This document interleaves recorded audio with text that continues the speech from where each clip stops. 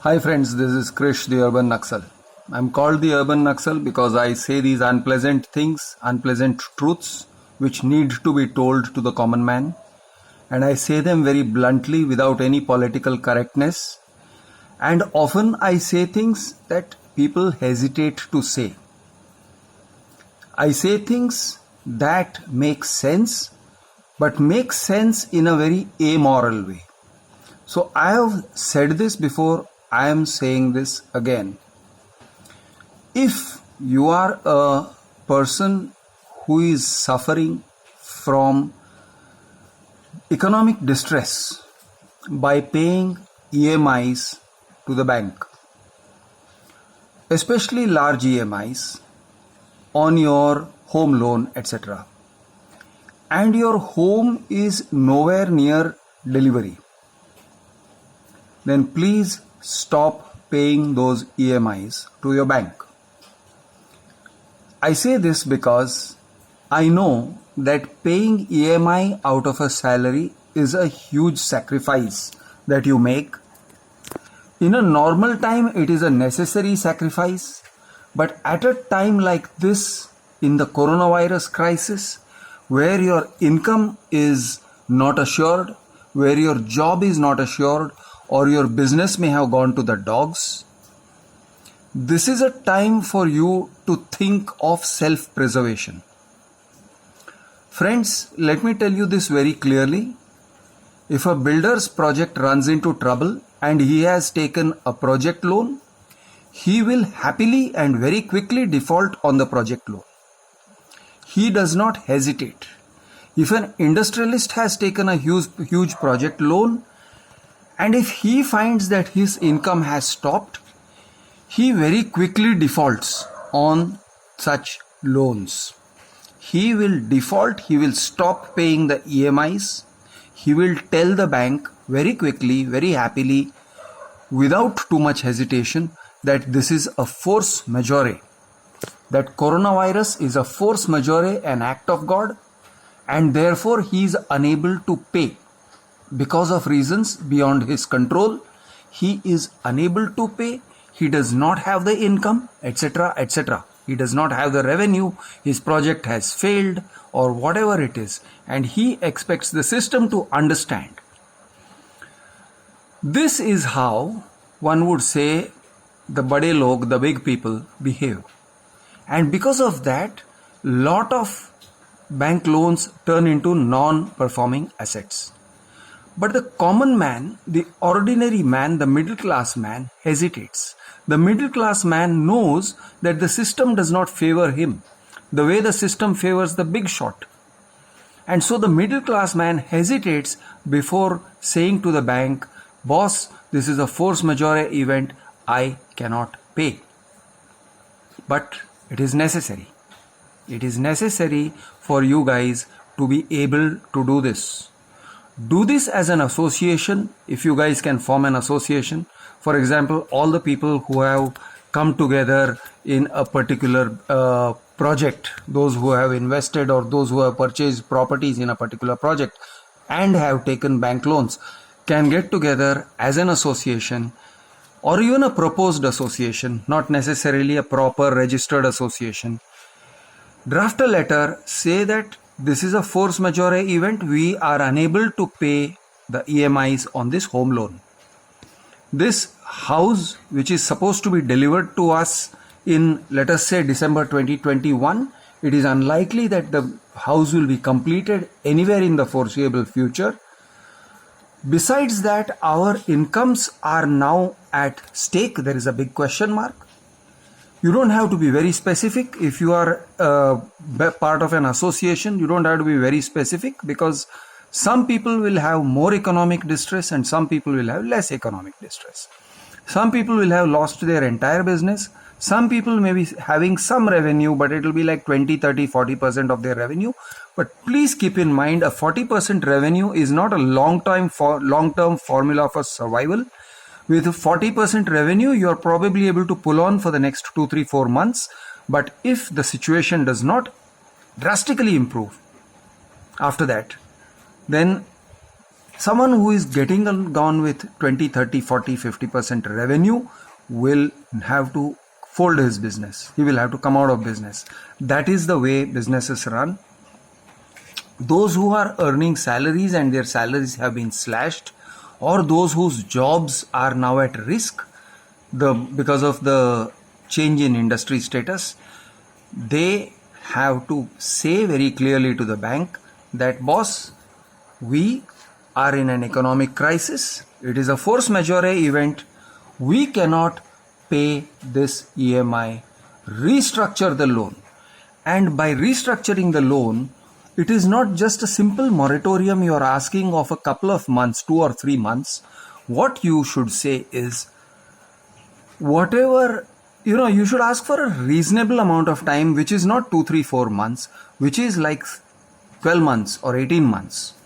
18 months moratorium on your loan, and they can increase the term of your loan by that much at the back end. Okay. So if you are not paying from now till the next 18 months, let the tenure of your loan be extended by 18 months later on. So if your loan was going to end in, let us say, 2026, then let it end in 2027 June. So in this way, say 18 months can be added to it at the back end. Of course, it will have some implications on interest rates and things like that. But the important thing is that they have to give you time for you to get back on your feet. Now, 12 to 18 months seems at this point of time like a reasonable amount of time for you to be able to say what is happening in the market, how the markets will behave, how your job scenario will play out, how your salaries will play out. So things will become clearer. The dust will settle, hopefully, in 12 to 18 months. And therefore, you need to ask for that kind of a time. Now, friends, I am saying this again and again. All the industry bodies, all the industrialists, all the Chamber of Commerce walas will be lobbying with the banks, and they will be getting that kind of time. But you guys who are individuals, who are small entrepreneurs, or who are just salary earning individuals, normal middle class guys, who are paying a loan and probably have a secured loan, which means that your house is under mortgage or your car is under mortgage, you guys need to come together, or even individually, make a clear case in a letter. Please write to the bank. Don't approach the bank manager and ask in a lame way, sir, what is possible for me? Please do the best that is possible for me. Don't do this. Write it down and assert yourself. If you do this, the system will listen. And one more thing, writing a private letter to the bank is good, but there is something better. If you write an open letter to a bank, which means you write the letter to the bank, reason it out in a very good way, hopefully get more, signatures, get more people to sign on that letter, people like you who are in a similar situation. Write that letter, send it to the bank, but also publicize it. Put it on the internet, read it out in a selfie video, put it on a blog, tweet that letter. So, publicize it. The reason is, friends, it is necessary for you to safeguard yourself. Now, you may say that I am talking of a way that will crash the bank. No. Think about it. This is probably the way that will rescue the bank from crashing. It will crash the bank if the banks behave in a short-term manner. Why? Because suppose the banks take over your mortgage, take over your house property, okay, and they auction it. They are not going to realize the value of your house. They are going to lose money, and it will crash the property market, and they will again lose money. Even the government will lose money, because when the property market crashes, everybody loses. The government loses taxes, the public loses confidence, everything goes to hell.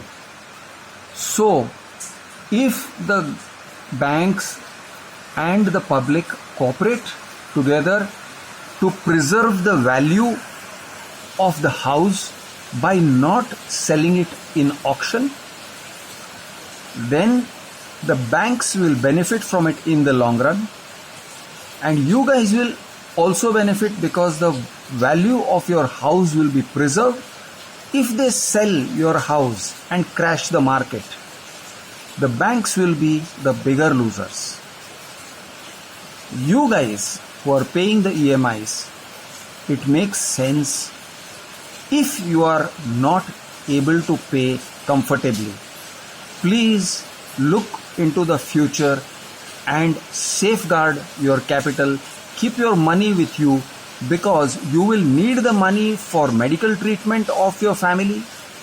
You may need the money for reviving your business.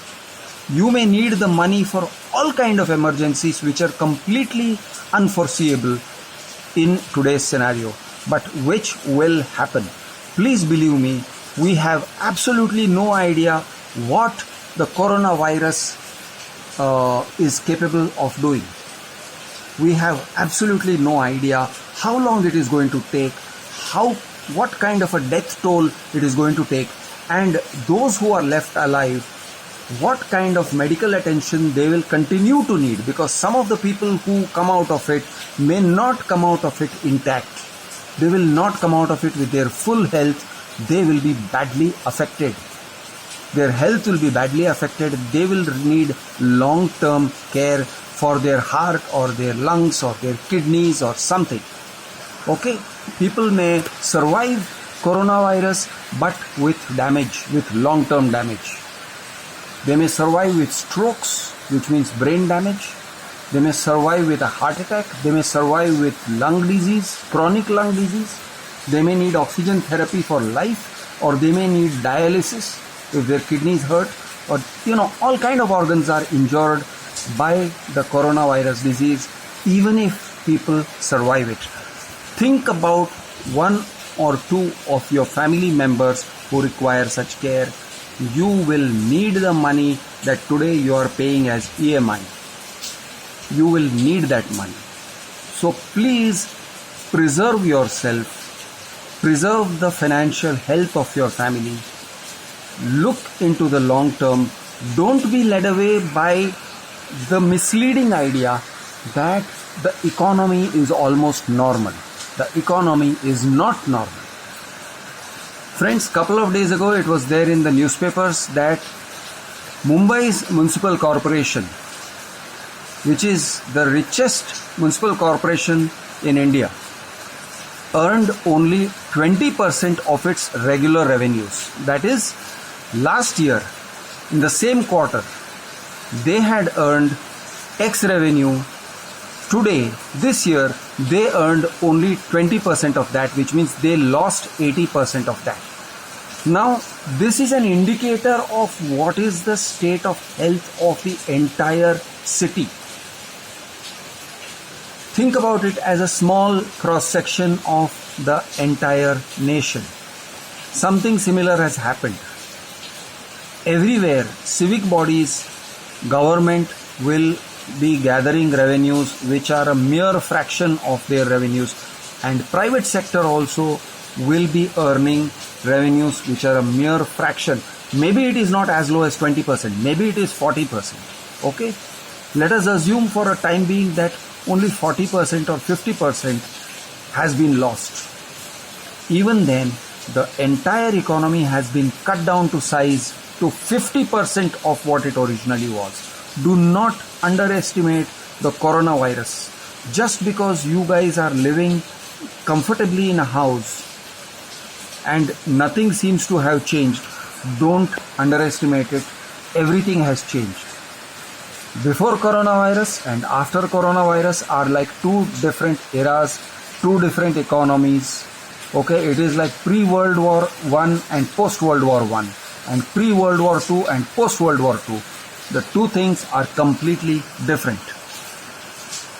Our entire economy will have to restructure. Don't underestimate coronavirus. You will need your funds. You will need your financial health. Preserve it. Don't let banks intimidate you by saying your CIBIL score will suffer and all that. You can tell them, boss, this is a crisis. This is a financial crisis like an earthquake or a tsunami. It is recognized by the government as a force majeure.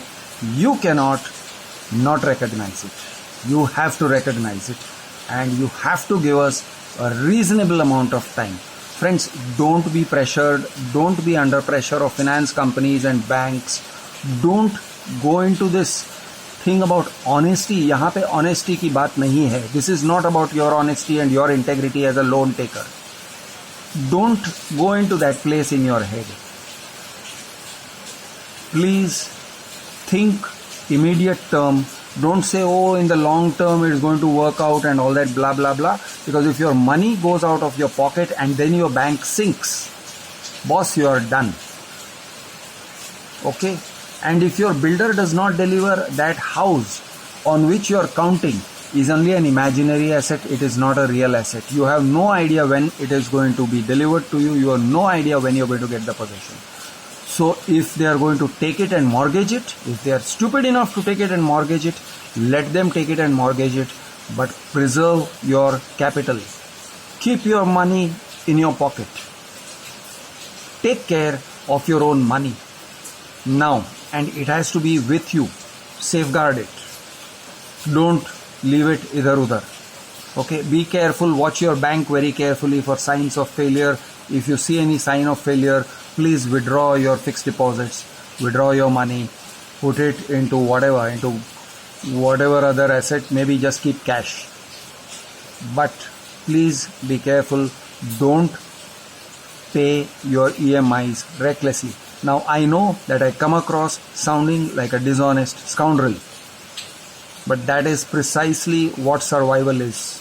Survival is not about being goody-goody. Survival is not about being nice.